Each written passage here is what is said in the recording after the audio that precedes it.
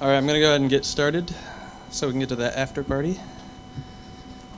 All right, hi everyone. Today I'm presenting JHipster in a mobile world. My name is Jon Ruddell. Who am I? I've been a JHipster team member for several years. I don't have a specific stream that I focus on, but I do help out a lot in the Git and chat and the Stack Overflow. So if you've asked a question in there, I've probably tried to answer it. I'm also the co-founder of Sports Booth. We do ultra-low latency video for sports commentary and interactive broadcasts.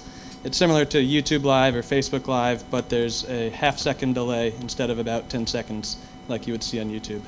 And we use JHipster and Ignite JHipster to save weeks of development time, which is especially important with a small team. So today I'll be presenting several JHipster mobile options and then doing a demo of the React Native client generator called Ignite JHipster. So if you want to use JavaScript for a mobile app, you have a couple options. First one is a regular web app. That would just be your generated JHipster application opened in the mobile browser. It should work relatively well thanks to the Bootstrap responsive stylings.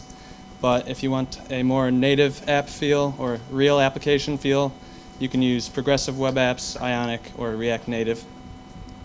So first of all, progressive web app. It's a mix between a regular web app and mobile applications. Some pros: you can get an app icon on the home screen. You can use the exact same code as your generated web app. You can add offline support if you need it for your business requirements, and it's very fast to develop. Some cons: it is not a native app, so it still feels like you're using the app in the browser. It's distributed through the browser on your mobile phone, so your users would have to click the menu option and press Add to Home Screen. And the iOS support is currently lacking a little bit, but that should be improved in the near future. And so this progressive web apps are configured through the manifest.webapp file, which is found in the root of your project. And you can see you can customize the icons that would appear on your home screen when the user adds it to their home screen. You can also customize the theme colors and restrict orientation, that sort of thing. So that's a progressive web app, which is the simplest option. Next up is Ionic. You can develop hybrid and also package your progressive web apps using your regular HTML and JavaScript, but Ionic gives you access to native platform features like camera access and contacts access. Some pros: comes with Angular by default. They have React and Vue.js libraries in beta, so in the near future you'll be able to choose whatever client library you prefer. It's very easy to share the code between the generated web app and Ionic, and you develop in the browser rather than on a device, so getting started with Ionic is easy. Cons: it's not rendered as a native app, so that still uses web components and either HTML and JavaScript mostly to render the user interface. And for Android and iOS, it uses the same look, so there's no difference between the two when you deploy it. And then lastly, there's React Native, which is JavaScript compiled into the native views. Some pros: you can still use the JavaScript language that you are probably already familiar with. It feels more native since it actually renders down to the native components, like the views, the scroll views, and the text components all use the native component. And iOS and Android are slightly different. So, for example, the date picker would look different on the iPhone versus an Android device, as it should. Some cons: there are some tiny Android and iOS differences.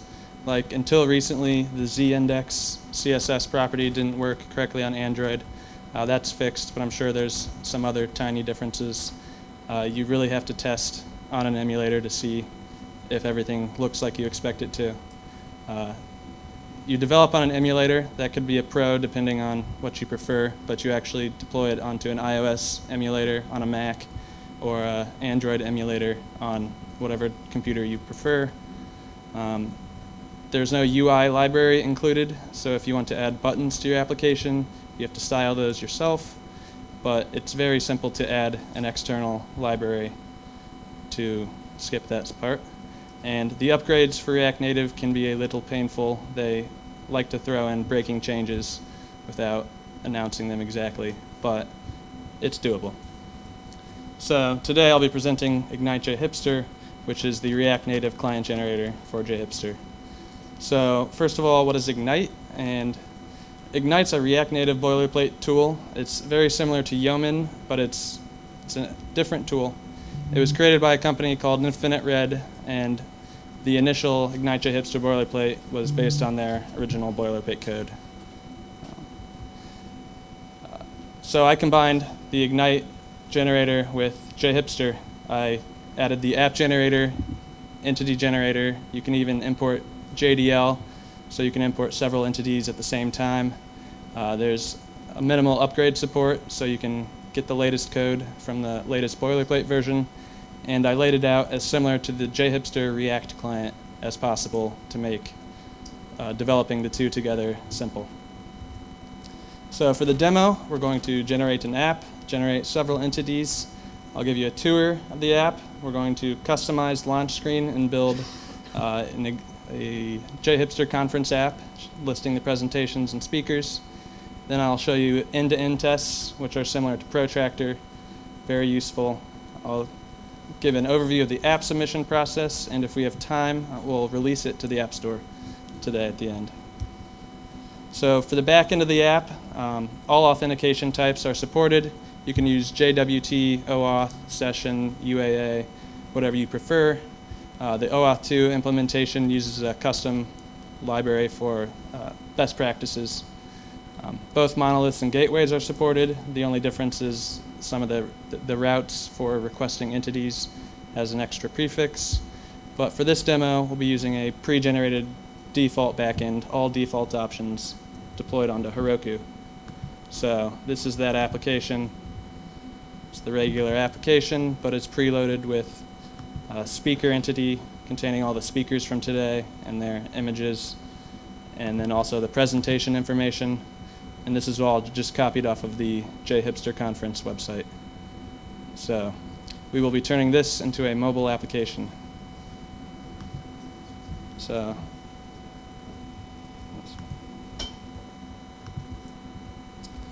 to generate an app, you just simply run ignite new, and you pass in your app name and select JHipster. You can also specify the boilerplate by passing the boilerplate flag, which can be shortened to -b. And you enter the path to your backend, you answer questions for what options you want, and you wait for generation. So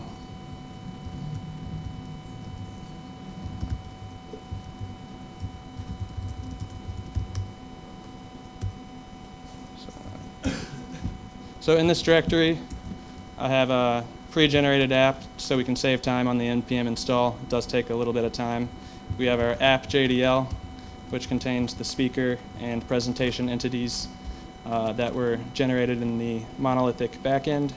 And then we have the backend code in the same folder. So this would just be the monolith generated by JHipster. So back in our other window, you can see you can choose JHipster as one of the third-party boilerplates.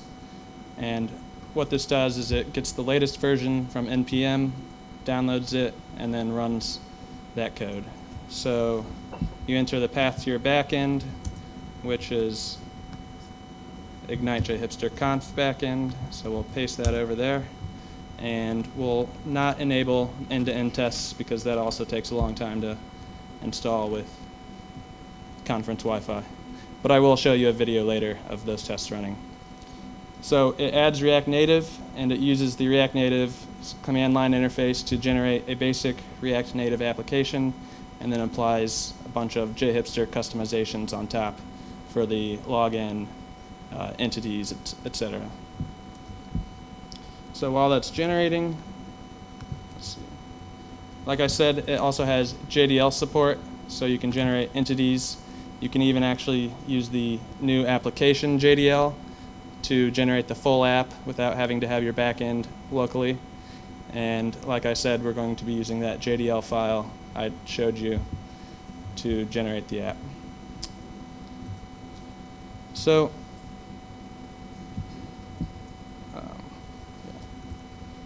So like I said, I have a pre-generated application in this folder. So we will start by importing the JDL. So you can see available commands by running ignite generate, and there's 3 commands at this point: entity, import JDL, and upgrade. So we're going to import that JDL file, and this will generate several files for each entity: the basic create, read, update, and delete files, and some other tests, that sort of thing. So in our application, which you can start by running React Native run iOS.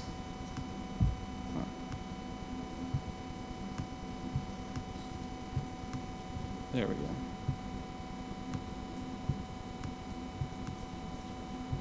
So this is what the home screen looks like when you first launch it. You have your login, register, forgot password. Since we are using the pre-deployed backend, we will go into our app config and change the API URL to point to that, which is this URL. So we should be able to log in after we reload the code.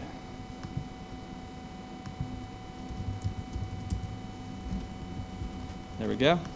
So it has the usual JHipster generated pages, like your settings form, your change password form. You can log out.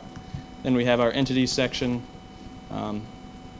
The pre-generated backend had the speaker and the presentation entity, which we imported through JDL. And here's the list of speakers. So you can see Julian was the first one when he did the keynote. And this is what it looks like upon generation of your application. And by default, it lists by ID, but if we wanted to change it to, let's say, their name, you can just change the render row method to do name. And so when you reload it, it looks like what you would expect. So it's very simple to customize those pre-generated pages. So that's a basic tour of the app. I'll give you a quick overview of the code itself. So, like I said earlier, the app config file has the path to the backend, and then the app URL scheme is used for deep links into your application. So if a user opens a URL that looks like, for example, that, they could be taken directly to your application from a mobile browser. That's used mainly in OAuth, but if you actually deploy an application, you probably want to configure those down the road. Reactotron config. Reactotron is a very useful tool for developing with React Native. So when you're running on your emulator, you can see all your API requests logged. For example, the Git account. You can see the JWT token in the request headers, and you can see the response.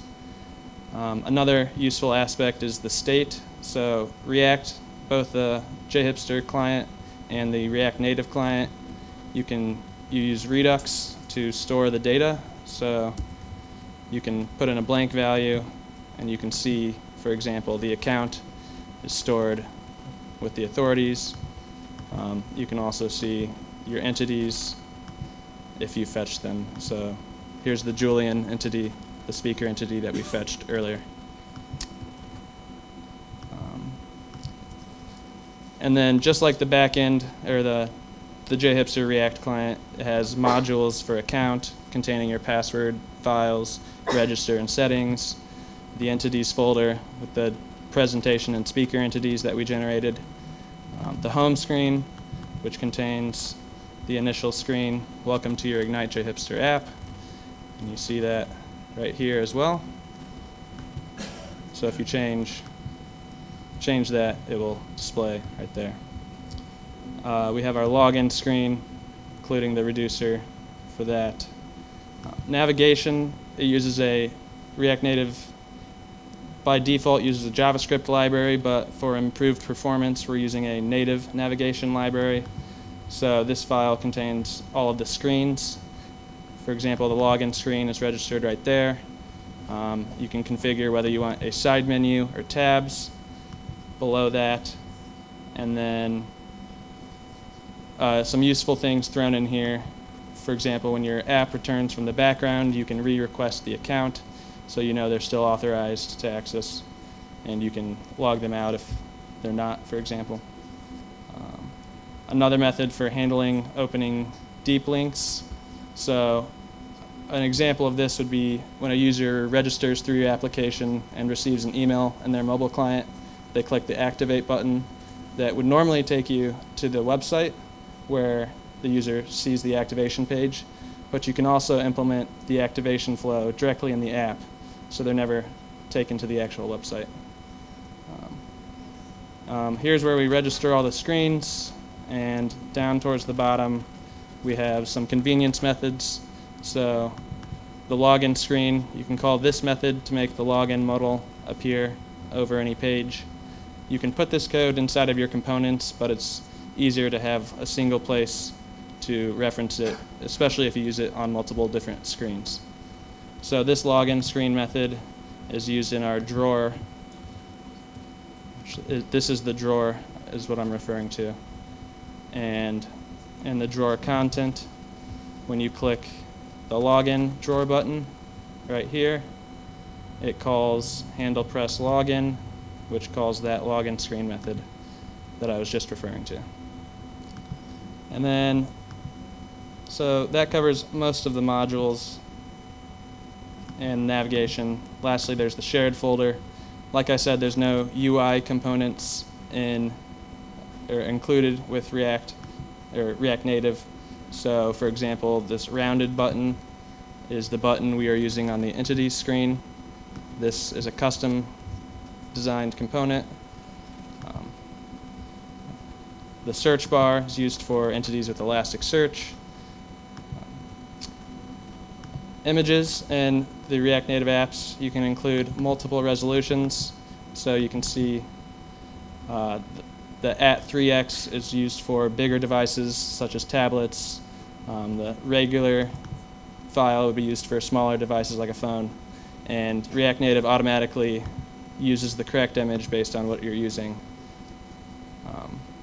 These are imported in the themes folder in the images file, so you can see we have our menu icon, the JHipster logo for the home screen. These other files include just basic constants you can use throughout the application. If you want to use the JHipster blue on several pages, you can just import it from this file. And that's about it for the, one last thing, the API file. This contains all of the API endpoints. So for getting accounts, updating account, changing your password, and then also the entity endpoints that we generated are right here. You can see they were added. Included is a fixture API. So a fixture, you can use it when you don't want to make several network requests or you want to use a preloaded, complicated JSON file. So for example, get user, this file will have just a simple basic JSON object. For logging in, you can use a sample pre-coded JSON file for loading that. That's useful for tests especially, so you can test various paths in your code logic. So that's the app folder. Android and iOS folders contain the native code, so you don't normally need to do anything in those folders. If you want to update your app icons, you would open the Xcode project, and same thing for Android. You can set your Android app icons by loading Android Studio, and they have a app icon generator in there for you.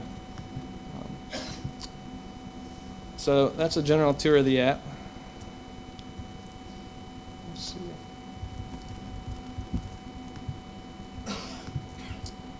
So now we're going to customize this launch screen to look like this, containing the JHipster logo at the top, listing of the presentations, and a filter so you can filter between the English and French presentations. So, all right, so first of all, we'll load up our launch screen, which is the home screen that displays at the beginning. We're going to link it to the Redux stores. So right now it's a basic React component, but we need to connect it to Redux so you can access your Redux values. We're looking for the list of presentations, so that's the value included here, and we can also call a method to get all of the presentations. So I need to import a few things.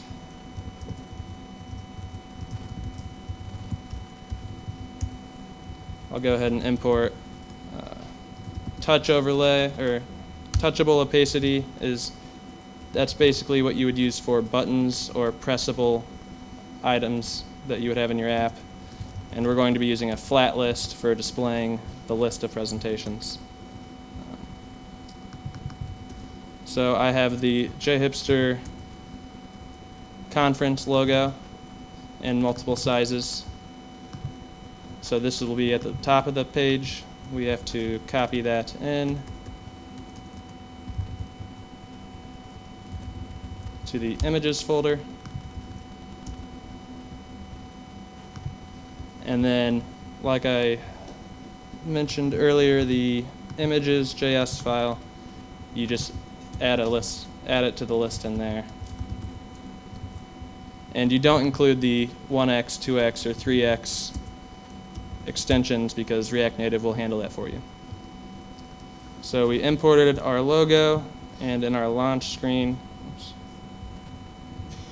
we will add it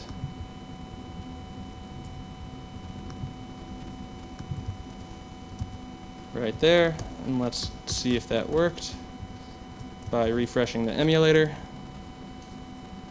There we go. So we have our image at the top, and our scroll view is right underneath it, as you can see in the code. So next up, we're going to add those buttons for filtering between English and French. You could use the JPA filtering option, but to keep this demo simple, I'm just going to filter based on the track of the entity itself. So I'm setting the default track to English. I'm going to add a method so you can set the track, and this will cause the list to scroll to the top when you change tracks. And then this method simply filters the presentations to return the English or French track.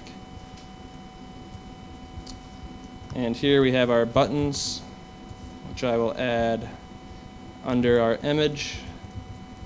And like I said, you have your UI components that you have to customize yourself. Our rounded button we are using there.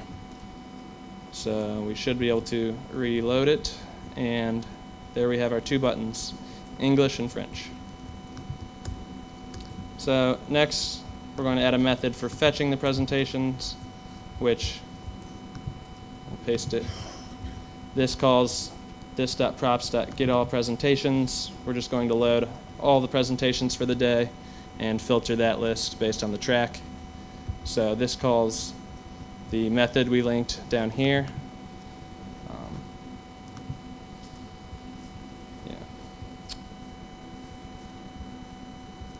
And when we first load the page, we want to make sure we load the presentations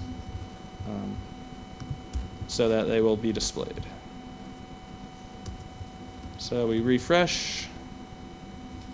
I need to import presentation actions since we're using it now.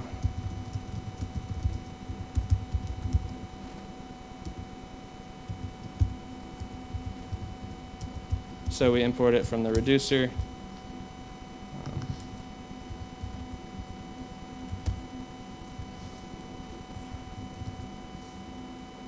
All right, so we haven't displayed the presentations, but we're fetching them now. And you can see that in Reactotron. We have our full list of presentations available in here with all the related information. and you can see the API response as well, showing the presentations we fetched. So now we're going to copy in the flat list component, which renders to a native list component. We're going to replace our scroll view. So we're going to get rid of this section and put the flat list.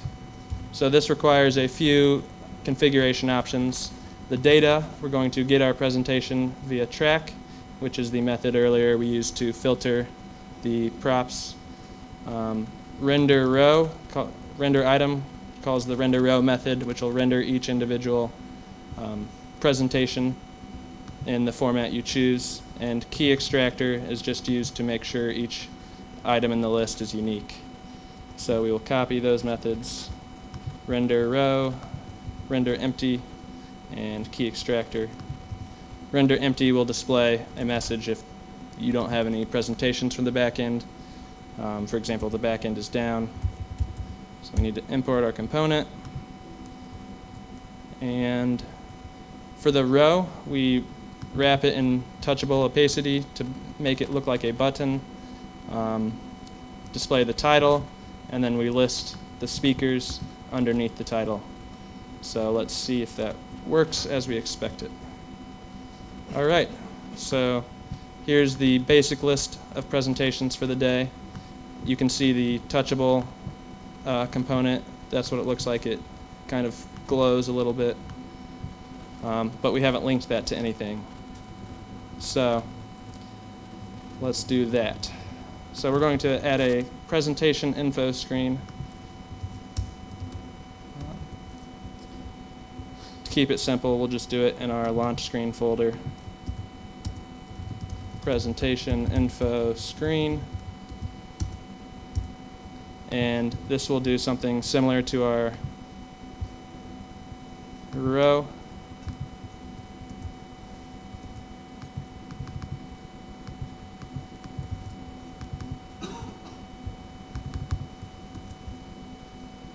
Guess it doesn't want to let me paste. There we go. So this is based on the login screen. It has a button that dismisses it at the bottom, and it has the title, the image section for the presenter's profile picture, and then the info section containing the information from the presentation entity. So we didn't link it anywhere yet, so clicking on it will not launch it. So to add a screen to the presentations, this is what I do in the regular JHipster app as well. I find something I want to do, and I base my new code off of it. So like I said, this is based on the login screen. So we're going to find wherever login is used. And just copy that, change it to presentation info screen.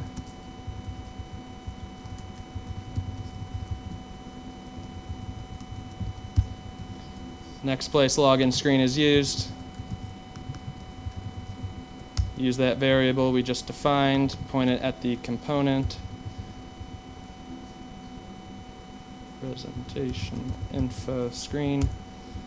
This is the file we just created that I described to you right there. And then down here, this is the method you can call to display the presentation info screen. The slight difference from the login screen, we want a title text saying presentation info along the top bar, and we are passing data into it. The login screen does not take a data parameter. So we can use this method in our launch screen. We look for the render row method, which renders each of these individual rows. And we're looking for the onPress method, which is currently blank.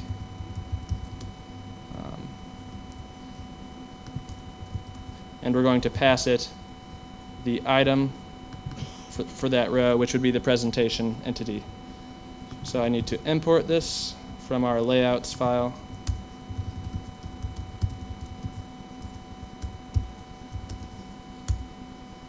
And once that's imported, we should be able to click and navigate. Nope.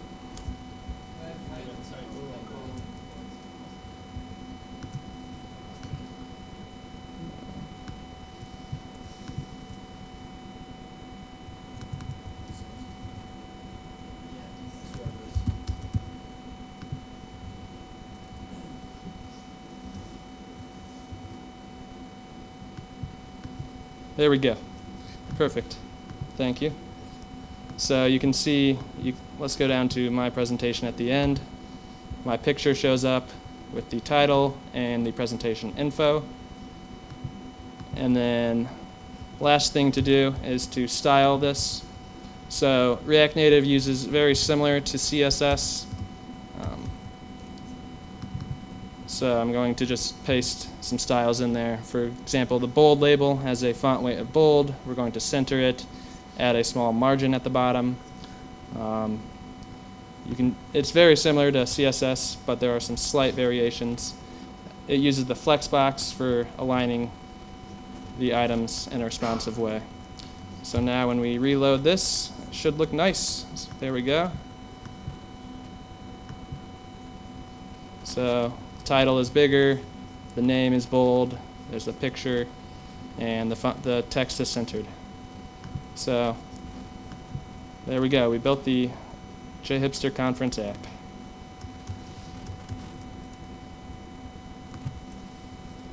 So I mentioned earlier the end-to-end tests. It's very similar to JHipster's protractor. They're called detox end-to-end tests.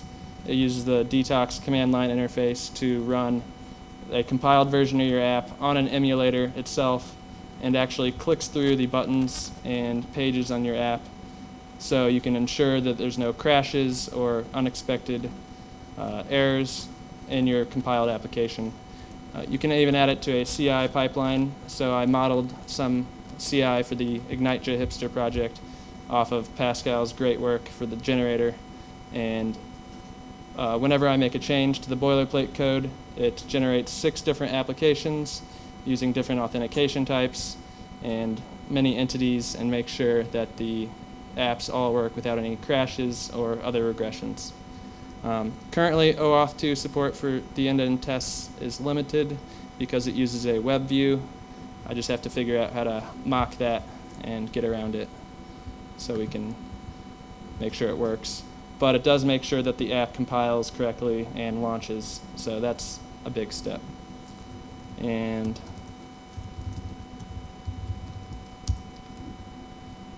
I'll give an example of that. So you compile it running a detox command, and then when you run it, you use a command detox test, you pass the configuration you want, and it will launch the emulator, install your app to it, and go through the screens for you. So just like Protactor, but running on an emulator or even a real device if you configure it correctly. So make sure the change password screen works as you would expect it. Make sure it fails where it should. Make sure each screen shows up, displays. And this is very useful for more complex screens like the entity creating, reading, updating, and deleting. So this all happens automatically, and saves me a lot of time when I make changes, so I don't have to manually validate every option possible. So that's what the detox end-to-end tests look like. So quick overview of the app submission process. You have to sign up for a developer account. Android's $25 one time. Apple's $99 a year. You have to increment your version numbers, which doesn't matter as much for backends. You should use the version numbers, but deploying to the App Store, you have to increment your version number every single time. You add any screenshots, you compile, upload your application to the App Store. You can have a beta phase with beta testers of your choice, or you can go straight to the release process. Android doesn't really have too much of a review process, whereas Apple will block you if you don't follow every single one of their rules. So for example, when I first launched the Sports Booth app in the iOS store, we got denied because we didn't have a way for users to report other user-generated content. But luckily, thanks to JHipster, we generated a report entity and had that back in the App Store a day or two later and approved. But doing that without JHipster would have taken a decent amount of time, more than that. And then after the review process, you can release to the public. So there is a tool that comes pre-configured for Ignite JHipster called Fastlane. It can automate all of those steps for you. You can even take screenshots and update the App Store descriptions for you. It handles all the complicated signing of the apps with certificates. And it can even automate submitting for review your new versions of applications. So we're going to run the Fastlane script, which will compile, upload, and create a beta release for Android. And then I'm going to release to production manually if we can. So you would have to configure your Google Play secrets or Apple authentication information. Normally, I have that pre-configured in a different app. So you run Fastlane Android Beta, which will, Fastlane Android Build. So this will clean your build folder. This will increment your version number, so you don't have to do that manually. And then it will run Gradle to bundle for release the application. And compiling the native code takes a little bit of time for release, and the first time after generation, launching on an emulator will take a few minutes, but after that it usually launches pretty instantly. So this will take a few minutes to run, but we'll come back to it. The first time you upload your app to Google Play, you'll have to upload it manually, but afterwards you can have your beta tracks pre-configured. So I've done 13 releases of this in beta already, and we should have our 14th release any minute.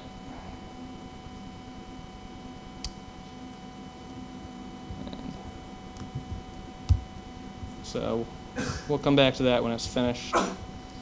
So in summary, there are many different options for mobile JHipster development, especially if you want to use JavaScript to share the code between your platforms.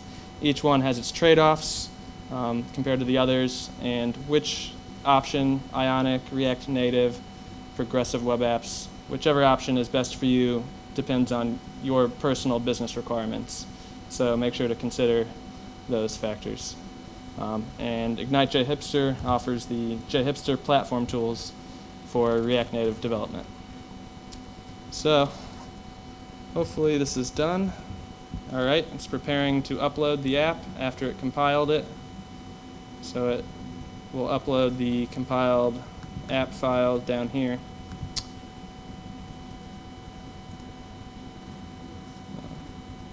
This may take a minute or two to upload, so we'll go ahead and release the one I did right before my presentation. So you can go to your beta release, release to production. You have your app file already right here. You can see it's not too large. It's less than 10 megabytes, depending on your platform. Version 1, initial release. And this is an example of something you could automate with Fastlane. You can set your release notes to upload instead of having to do it manually. Well,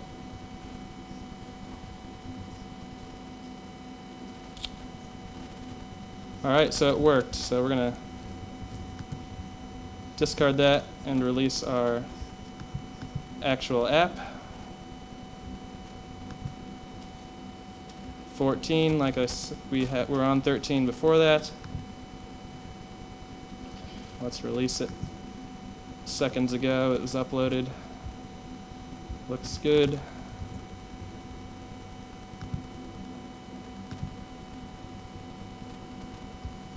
And there we go. It will be in the Play Store in a couple of minutes, probably. Thank you very much.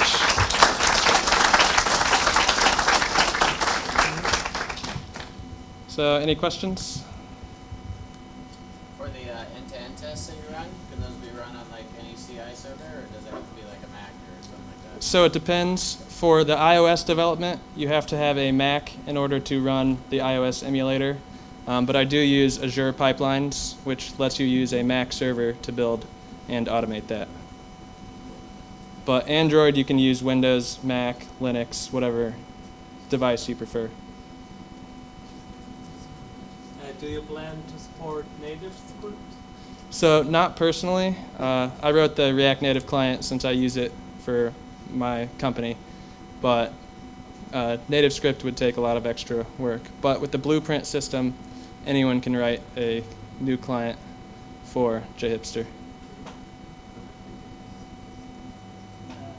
Why you didn't choose TypeScript and why you choose JavaScript?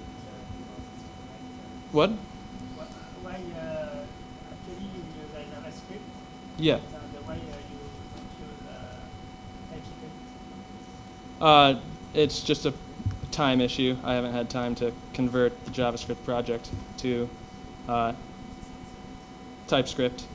The one thing I want to point out is the difference between React Native and the actual JavaScript is you're using the components imported from the React Native library. So you would use view instead of div, or text instead of span, or the image component. And these actually render to the native platform components you expect to see. So it is slightly different than JavaScript. You don't have divs. Yeah. When you refer to the Mac server for the CI, the web though, that's yours? So Azure Pipelines has free Mac servers for open source projects. Otherwise, I think you can rent one somehow through the cloud. You can rent Mac servers for building the app.